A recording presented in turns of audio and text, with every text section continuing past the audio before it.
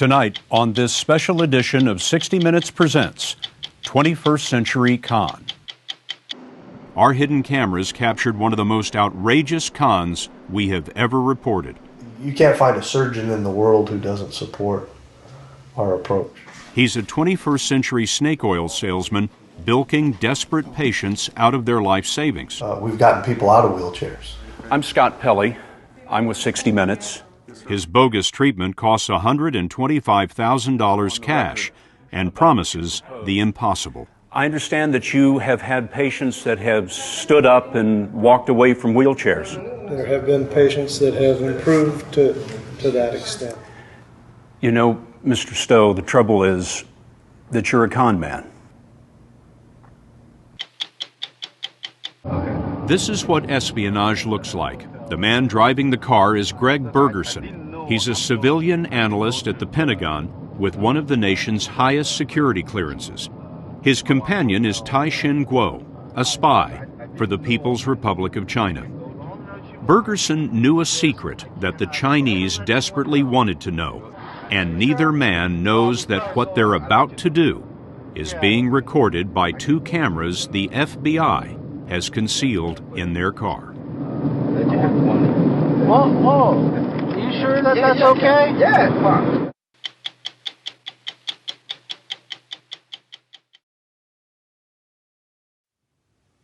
Good evening. I'm Scott Pelley.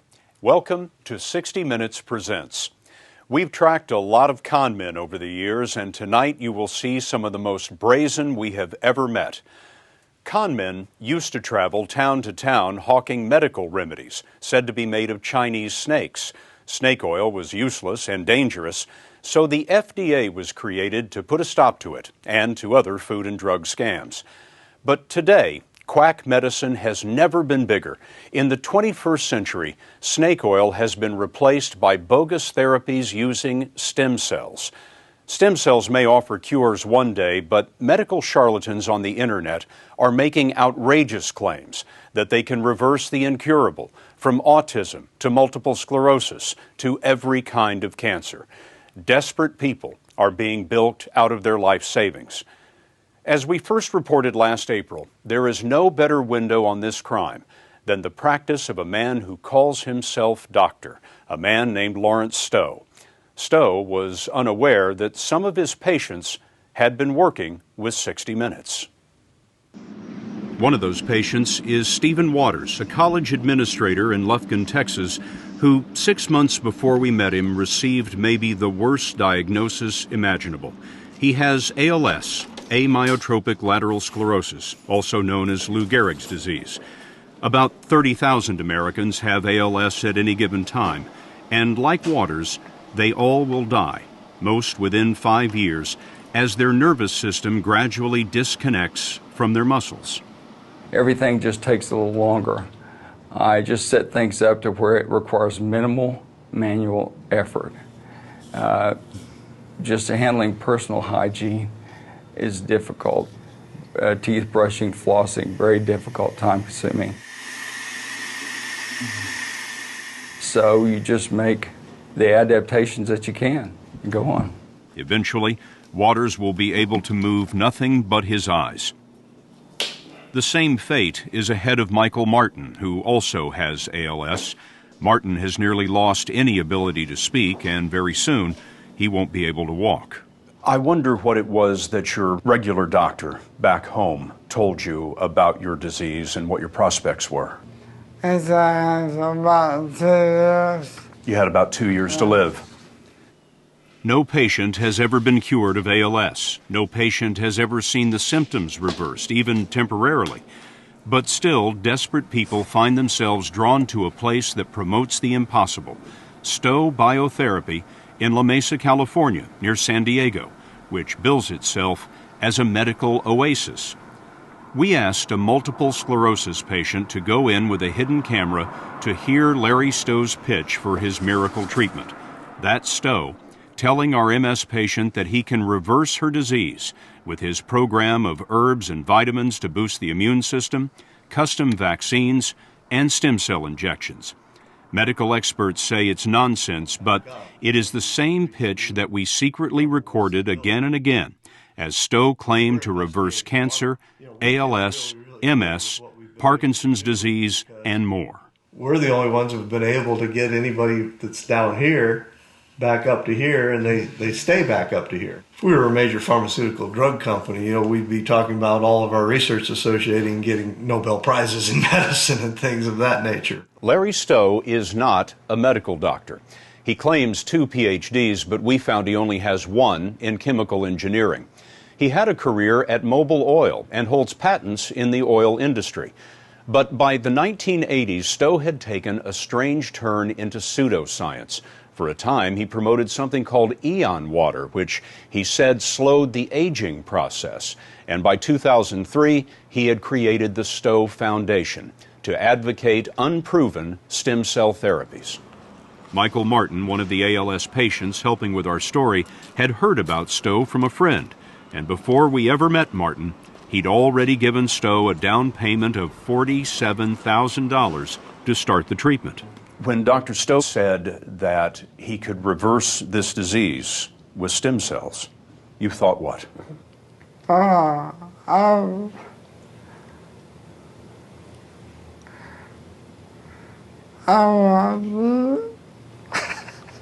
You wanted to believe. How does Larry Stowe make believers of the desperate? We wanted to see. Steve Waters, glad to meet you. Larry Stowe. So nice to meet you. So we set up hidden cameras in Michael Martin's home in Houston and invited ALS sufferer Stephen Waters to pose as an interested patient. Stowe came in on crutches. He's missing a leg, which he says he lost to cancer. Everyone in the room knew about our hidden cameras except Stowe. Stowe had claimed what he called a permanent fix for ALS, so we gave Waters questions to ask about Stowe's therapy. So is there a permanent fix from the stem cells? Oh, yes. Yeah. You'll be able to Exercise again. Oh, yeah. Well, if I opt for the permanent fix, will I avoid a feeding tube? Will it keep me out of a wheelchair? Yeah, oh, yeah. Absolutely. We've gotten people out of wheelchairs. Am I going to get closer and closer to at some point you can say, okay, you're cured. You're healed from this disease? I believe that is 100% possible. Because we've done it with other conditions. I mean, we've done it with cancer, which is just a different form of tissue destruction. Did your mother have cancer? My mother had pancreatic cancer, and we completely reversed her pancreatic cancer, and she died cancer-free with a healthy pancreas. What will it cost me for the permanent fix? That'll be around $125,000, because it's $50,000 for phase 1. The stem cell transplant is going to run you around $25,000, and then we do follow-up therapy after that to make sure the results hold, and that's another $50,000.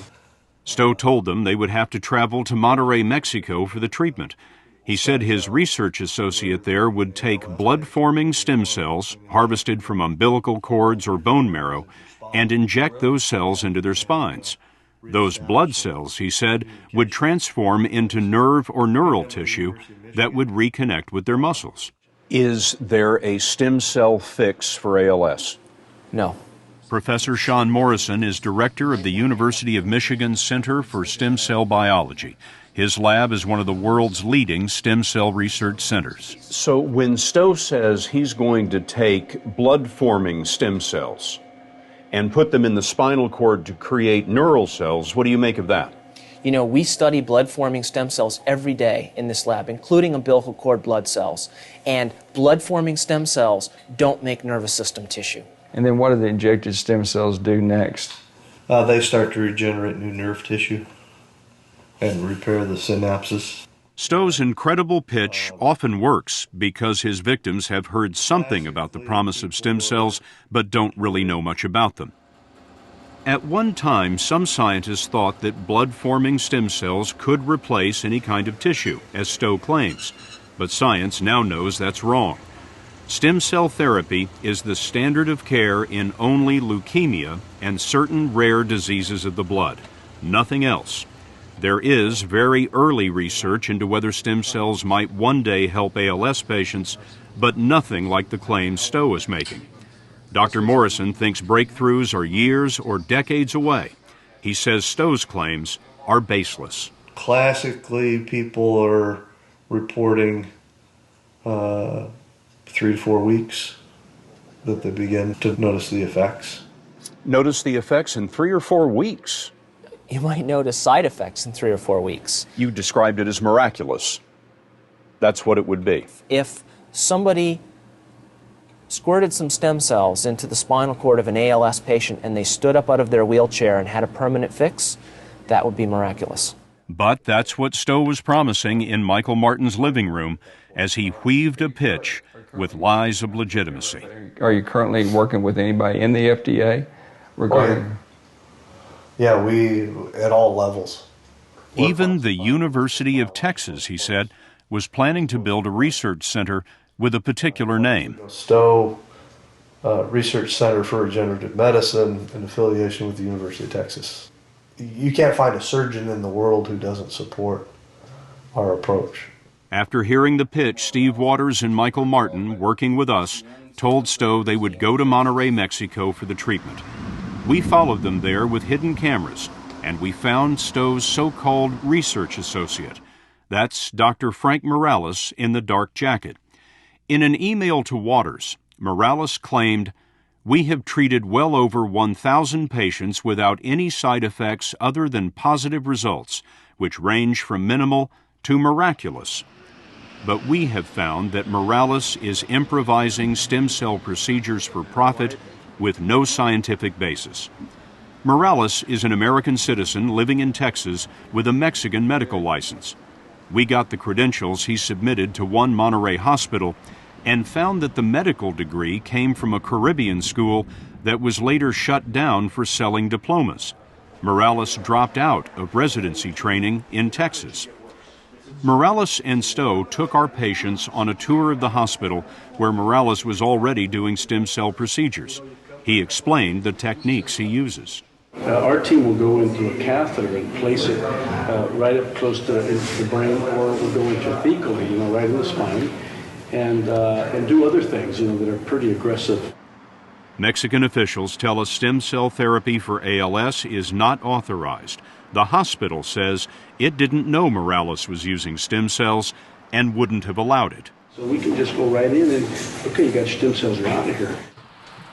We found one of Morales' former patients, Muna Erickson, in Michigan. She has multiple sclerosis for which there is no cure. What exactly did Morales tell you about what you could expect? He told me that I could expect her to be up out of the wheelchair and walking. She'd get out of the wheelchair and walk away from it. Mm-hmm. Erickson and her husband Keith are not people with a lot of money, so in desperation, they sold their home in order to wire $15,000 to Morales. The Ericksons say they arrived in a rundown Mexican clinic for a scheduled spinal injection of stem cells, but Morales gave her a stem cell IV instead. So he ended up coming in and hanging an IV off the tip of her thumb that was barely viable. Muna, show me with your hand, if you can, right here, precisely where that IV went in, right at the tip of your thumb.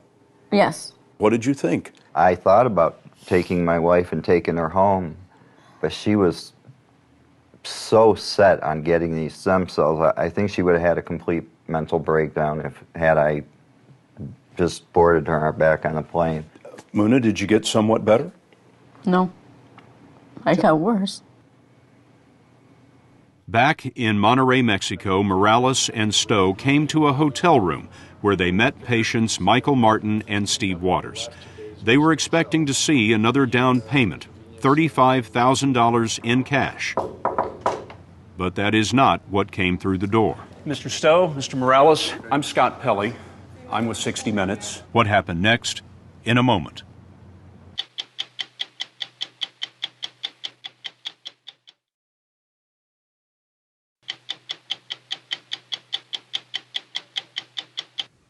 Stephen Waters and Michael Martin, two ALS patients working with 60 Minutes, traveled to Monterrey, Mexico to meet Larry Stowe and Frank Morales. Stowe and Morales said that they could treat the symptoms of ALS with an unproven stem cell therapy. They met in a hotel room that we set up with hidden cameras. Stowe and Morales expected to see a cash down payment of $35,000, but instead, we walked in for an on-the-record interview. Direct spinal cord. I'll get it. That's Larry Stowe sitting on the right. On the couch were Michael Martin and Steve Waters, and Morales was explaining how the stem cell treatment would go. Hey, Steve, Michael. Mr. Stowe, Mr. Morales, I'm Scott Pelley. I'm with 60 Minutes, and I'd like to ask you a few questions on the record about what you propose. I understand that you have had patients that have stood up and walked away from wheelchairs who have ALS. There have been patients that have improved to that extent. You've reversed the condition. Yes. You know, Mr. Stowe, the trouble is that you're a con man. Really? You're lying about this protocol. You've lied about your association with the University of Texas. You've lied about your work with the FDA. And now you're lying to these gentlemen about what they can expect. And why do you say that? Nobody at the FDA knows anything about any of this. And the University of Texas is not going to be starting a regenerative medicine clinic with your name on it. Really? When we asked Stowe to back up his ALS claims, his story changed. Give me a Stowe Foundation patient who has ALS, who has stood up out of a wheelchair and walked away. We don't have any ALS patients. We have MS patients. We are talking about the treatment that you have taken their money for. Is that a treatment that would allow them to stand up out of a wheelchair and walk away? With an ALS patient? No, we've done it with MS patients. I don't believe that's what they understood. Well, I don't believe that's what you told them. Then they weren't listening. Can you give, actually, we were listening very carefully. Okay, do you have the tape recordings? I do. Pull them out. I have. Pull them out. I want to hear them. I can do that. Okay. And we did. This was your meeting in Houston. Great. Just a few weeks ago. Well, if I opt for the permanent fix, will it keep me out of a wheelchair? Yeah, oh yeah, absolutely. No, we've had a number of ALS, patients be able to get out of their wheelchairs. That's not true, is it? The Stowe Foundation has not. You told Steve that you were going to keep him out of a wheelchair. That's not true either, is it? No, that's very true. You're going to sit here after seeing that, and you're going to look this man in the face and tell him that he's going to stay out of a wheelchair? I mean, that's cruel. Really? What is his prognosis if he doesn't do this? His prognosis is the same either way. No, it's not. Mr. Stowe, you told these men in Houston that a cure was, in your memorable phrase, 100% possible. Possible. Is that a guarantee? The folks at home are wondering, what goes through your mind when one of these men pushes a suitcase full of cash across the table to you? What are you thinking? I'm thinking that they came to the right place if they want any hope at all. So is there a permanent fix from the stem cells? Oh, yes. Many patients have pinned their hope on Dr. Frank Morales and his improvised stem cell procedures. Recently, he injected stem cells into the spine of a 7-year-old American boy in an attempt to treat the boy's autism, a procedure with no basis in medical science. We found Morales' training is dubious. This is the certificate he presented to a Monterey hospital showing he completed his training at Texas Tech University. But in the interview, he switched schools. Have you ever been licensed to practice medicine in the United States? I have, and I worked under University of Texas, where I was at in El Paso, and came to Mexico after that. The University of Texas El Paso has no medical school and no record of Morales as a student. But you have a license, or had a license to practice in the state of Texas. Absolutely. It was an institutional license at the University of Texas, El Paso, UTEC. So you can go there and you'll find it. I mean, that's simple. That just, if you did your homework, that's lousiness. I mean, on your behalf, sorry to say. Not only does he have no credentials from the University of Texas, we found that his Texas Tech credentials are fraudulent. A Texas Tech lawyer told us, where it was obtained or manufactured, I couldn't say, but it was not issued by Texas Tech. Several minutes into the interview, we watched the Stowe-Morales relationship dissolve. Morales walked out, then came back to disavow Stowe. Scott. Yeah, I think that just, in the sense of using, using him to try to bring me down I think is inappropriate. I mean, at least sit down and talk to me about it. Legal experts tell us that both Stowe and Morales have broken U.S. law, committed fraud by making a false claim. It doesn't matter that the procedure is done in another country. We wondered why the FDA is not acting against the many stem cell con artists whose websites are up for anyone to see. But the FDA Commissioner, Margaret Hamburg, declined to talk with us on camera about any aspect of stem cell quackery. Many experts believe that the FDA is outmatched. Patients need to beware. Larry Goldstein, a prominent stem cell biologist, and researcher Doug Sipp are with the International Society for Stem Cell Research, an organization of the world's leading stem cell scientists. SIP is tracking bogus stem cell clinics all around the world. And how have these operations grown, say, in the last 5 years or so? I would say the growth has been explosive. I've been tracking it kind of closely for the past 3 years, and I've been able to come up with more than 200 clinics that are offering some version of stem cells for some type of medical condition for which there's no really good evidence that the stem cells would be either safe or effective. Well, are all of these clinics frauds? On one end of the spectrum, you have people who are doing essentially badly designed, uncontrolled human medical experiments for profit. And then at the other end of the spectrum, you just have thieves who are preying on the sick and their families. Now, an ALS patient might say to you, how could I possibly be worse? This is the question you get sometimes. How could I possibly be worse? I'm going to die. I'm going to die. Why not in give it a 2 try? or 3 years. Why not give it a try? Well, what if, as a result of this treatment, you ended up in excruciating pain? What if you managed to bankrupt your family through the use of one of these expensive, unauthorized treatments so that they can't care for you properly as you decline? There are things that are worse than your current situation, I think. The experts in stem cell research believe these procedures are at best ineffective and potentially dangerous. A study by UCLA found patients at a Chinese clinic often developed spinal meningitis. But there's rarely any mention of risk on the websites that offer false hope for dozens of afflictions, ranging from Down syndrome to cancer. One of the different things now is that the power of the internet now gives just tremendous global reach to people who in the past would be kind of the local quack.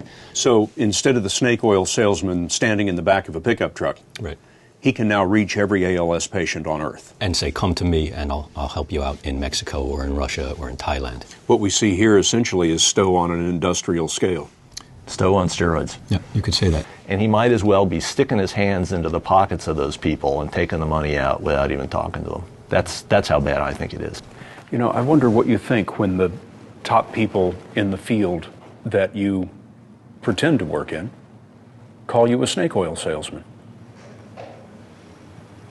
Comes with the territory. It does come with the territory. We wondered what Stowe would say to the idea of giving Michael Martin his $47,000 back. Has he asked for it? I'm asking. We'd give it back to him. Now that's a deal I'd like to make. Really? Okay. And when he continues to go downhill 6 months from now and hasn't made any progress, are you going to cover the cost of his care? I'm not buying what you're selling. Fine. Of course, that refund never came. When we first walked into the interview, we thought Stowe might not stay. but he sat there for 2 hours, as though if he only talked long enough, he'd convince us. Thanks for sitting with us and talking to us. Now, you're not running away on me, are you? Well, I was planning on leaving, yes. Okay. I think I'm done. All right. Thank you. You've just cost this man his life. I want you to know that. You know, I don't think so. Okay. Larry Stowe never gave up even after his lies were exposed. When we left the room, he turned to ALS patient Michael Martin and tried to close the sale. We'll keep in touch. Because I can tell you, and you know what's going to happen. If you don't take some type of aggressive action. The scene at the hotel was the end of the Stowe-Morales collaboration. They didn't contact the patients again.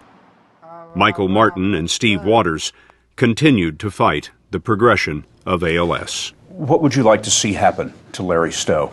I don't care, Martin said. He has to live for himself. He has to live with himself. Since our story first aired last April, Lawrence Stowe has closed his business in San Diego. We've learned that the FDA has been investigating Stowe and Morales, but the agency won't comment further. Meanwhile, the ALS patients who helped us with our story are losing ground to their incurable disease. Steve Waters had to retire from the college, and Michael Martin is now in hospice care and can no longer breathe on his own.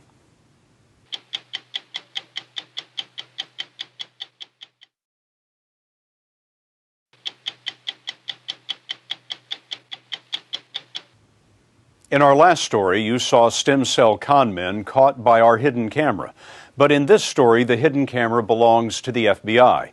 You're about to witness a Chinese spy caught red-handed taking American military secrets from an employee of the Defense Department. China competes with the United States for resources, markets, and strategic advantage. And as we showed you when we first broadcast this story last year, the Chinese are also shopping for information, ranging from U.S. nuclear secrets to the deliberations of the Obama White House. Espionage, by its very nature, is designed to be unseen, so this is an incredibly rare opportunity to witness China stealing America's secrets. There's a nice Thai restaurant out there. Okay. This is what espionage looks like. The man driving the car is Greg Bergerson. He's a civilian analyst at the Pentagon with one of the nation's highest security clearances. His companion is Tai-Shin Kuo, a spy for the People's Republic of China. This is Kuo in an FBI surveillance photo. He was born in Taiwan, but he's a naturalized American citizen who owns a number of businesses in Louisiana. And this is Bergerson, who worked at the Pentagon's Defense Security Cooperation Agency, which manages weapons sales to U.S. allies. Bergerson knew a secret that the Chinese desperately wanted to know. What kind of weapons was America planning to sell to Taiwan, the rebellious Chinese island that mainland China wants to reclaim? It's July 2007. They're driving outside Washington, and neither man knows that what they're about to do is being recorded by two cameras the FBI has concealed in their car. Whoa. You sure that's okay? Yeah. You sure? We watched the tape with John Slattery, the FBI agent at headquarters who oversaw the case. He recently retired as a deputy assistant director. What's happening there?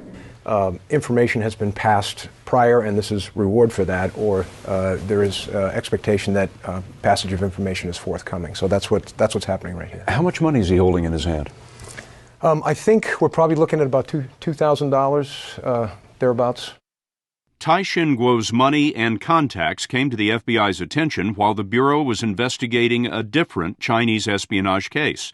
They followed him, tapped his phone, watched his email, and all of that led to Bergerson. In the car, the Pentagon employee and Chinese spy were plotting the handover of secret documents that listed future weapons sales to Taiwan and details of a Taiwanese military communication system. I'm very reticent to let you have it because it's all classified. But I will let you see it, and you can take all the notes you want, which I think you can do today. But if it ever fell into the wrong hands, I know it's not going to, but if it ever was, then I would be fired for sure. I'd go to jail because I violated all the rules. He just described them as classified documents. Exactly. He knows precisely what he's doing. Exactly. He's almost going down your list of requirements for an indictment by a grand jury. And we thank him for that. When it comes to espionage against the United States, is China now the #1 threat that we face? I would be hard-pressed to say whether it's the Chinese or it's the Russians, but they're 1-2 or 2-1. Michelle Van Cleve was America's top counterintelligence officer. Working for the Director of National Intelligence, she was in charge of coordinating the hunt for foreign spies from 2003 to 2006. The Chinese are the biggest problem we have with respect to the level of effort that they're devoting against us versus the level of attention we are giving to them. What do the Chinese want from us? Virtually every technology that is on the U.S. controlled technology list has been targeted. Sensors and optics and biological and chemical processes. These are the things, information technologies, across all of the things that we have identified as having inherent military application. The Chinese have stolen technology used in the space shuttle and in submarine propulsion systems. In the late 1990s, a congressional commission found that China now holds the most closely guarded secrets America had. We learned, and the Cox Commission reported, that the Chinese had acquired the design information for all U.S. thermonuclear weapons currently in our inventory. Make sure I understand. The Chinese are in possession today of the designs of all of our nuclear weapons? Yes. How did they get that? The questions of how they acquired it remain,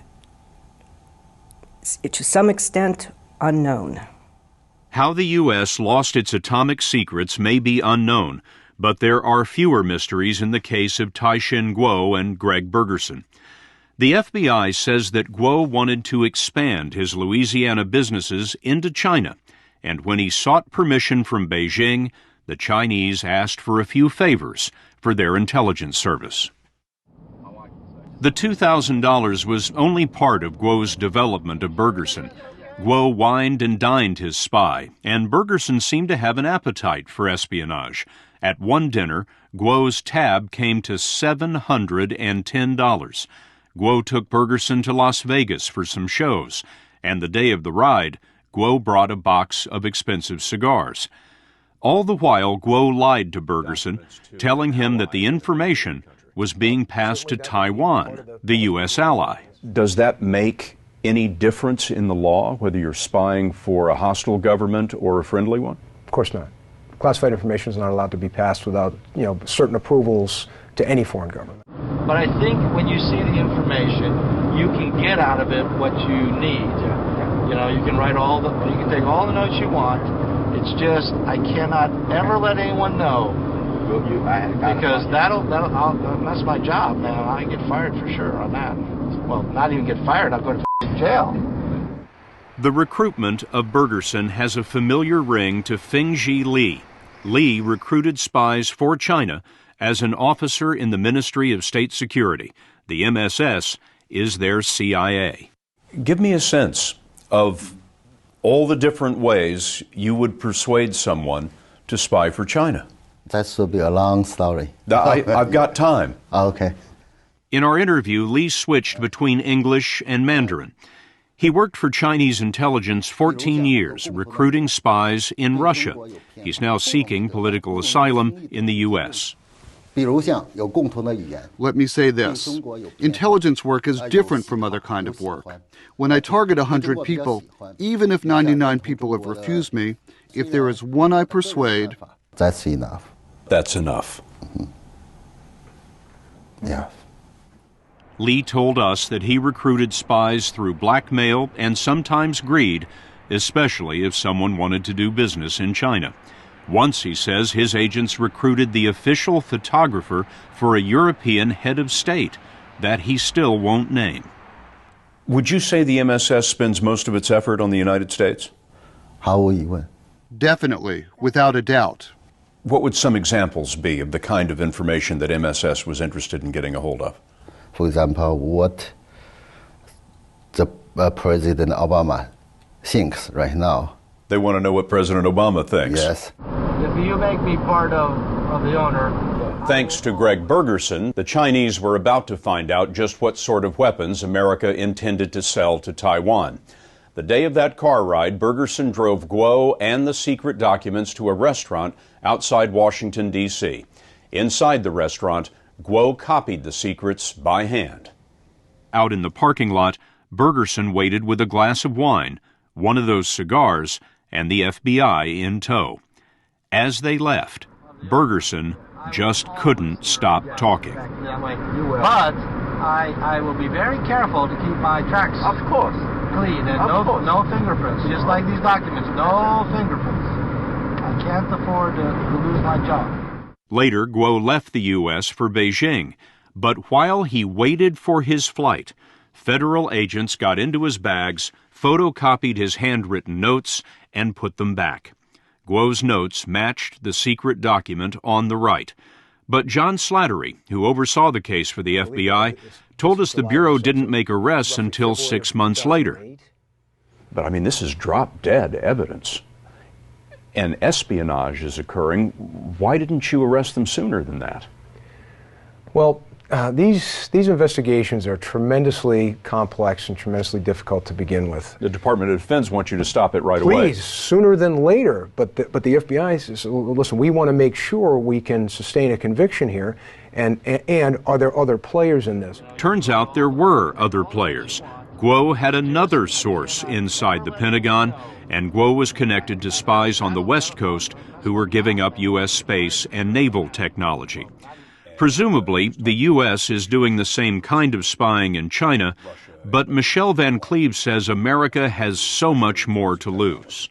I think we're a real candy store for the Chinese and for others in terms of technology and commercial products, rather proprietary information, and so we will always be the principal target for them. What is the most serious damage that Chinese espionage has done to the United States? It's the totality of the collection effort. Take a case like this, or cases like this, traditional espionage, penetration of the interior, couple that with industrial and economic collection, couple that with cyber. It greatly concerns me. It greatly concerns me.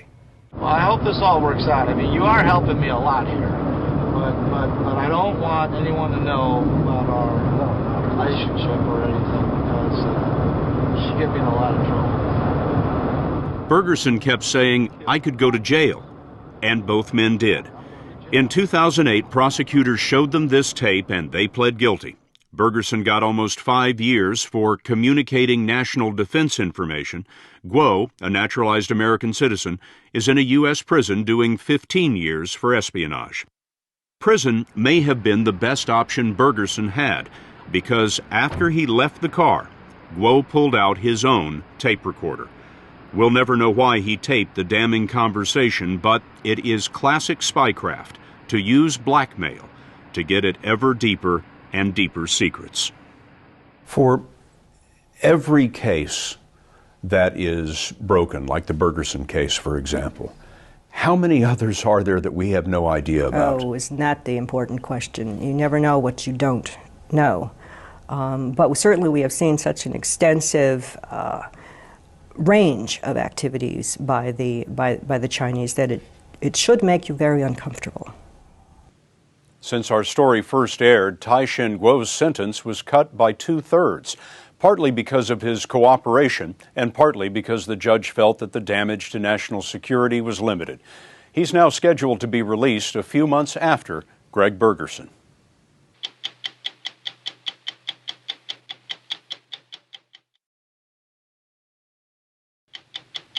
I'm Scott Pelley. We'll be back next week with a brand new edition of 60 Minutes.